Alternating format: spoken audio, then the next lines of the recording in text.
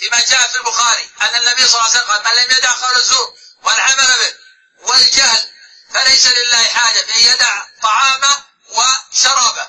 وهذا وعيد شديد على أهل الكذب وعلى أهل الغيبة وعلى أهل المحرمات، لأن يجب على المسلم أن يعظم هذا الشر ويوليه عناية وينظر في سيرة النبي صلى الله عليه وسلم، سيرة الخلفاء الراشدين، سيرة المهاجرين، الصحابة المهاجرين والأنصار كيف كانوا يصومون، وينظر في سيرة الأوائل كيف كانوا يصومون. كانوا يسمون الشهر شهر الصبر، شهر الصيام، شهر القرآن، شهر الصدقة. فينبغي المسلم يحول إلى واقع عملي فعلا، يجعل شهر الصدقة، شهر قراءة القرآن، لا تكون قراءة الجرائد، قراءة المجلات والتقليد في تويتر وهذه الأجهزة أكثر من قراءة القرآن، فهذا محروم، وهذا من تلبيس الشيطان على هذا العبد.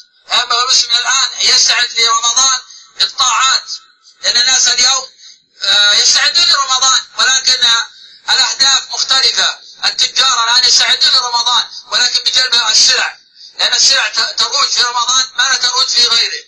وطبقة يستعدون لرمضان ومستبشرون برمضان ولكن لتنويع على أكلات، تصبح رمضان شهر المأكولات الآن، فهو يفطر ثم يمسك، ثم إذا أفطر ابتلع أكثر مما أمسك عنه، فلذلك قصد القلوب وما اكتسبت شيئا من ذلك.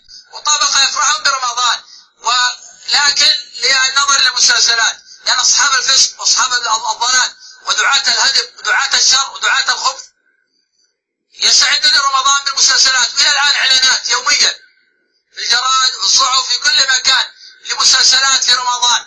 هذا استقبال الفجار لرمضان، يستقبلون بصد الناس على الخير وبربط الناس بالفساد والمحرمات ونحو ذلك. هذه قيمة رمضان عند هؤلاء الفساق، لكن ما هي قيمة رمضان عند أهل الخير؟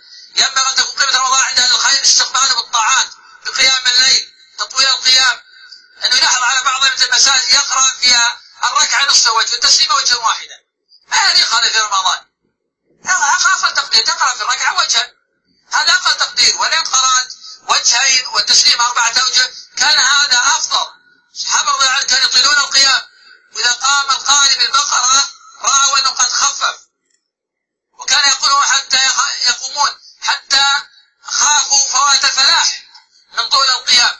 ينبغي الإنسان إكثار، وكذلك في النهار يكثر من قراءة القرآن، يكثر من التسبيح والتهليل، يكثر من الصدقات.